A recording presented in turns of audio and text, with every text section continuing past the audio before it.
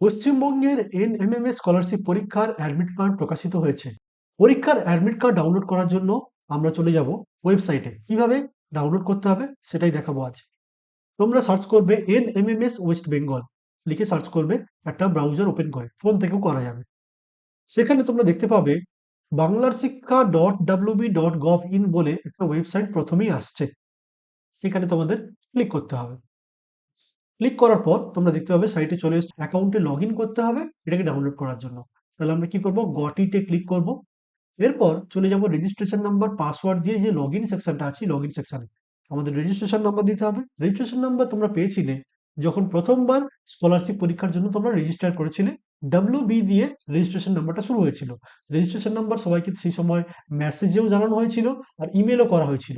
আমি একজনের registration number type করে নিচ্ছি। রেজিস্ট্রেশন নাম্বার পাসওয়ার্ড দেওয়ার পর তোমাকে একটা ক্যাপচা দেওয়া হবে। ক্যাপচাতে এরকম যোগ বা বিয়োগ দেওয়া থাকবে, সেটা করে তোমাকে ফলাফলটা রেজাল্টের ঘরে লিখে সাইন ইনে ক্লিক করতে হবে।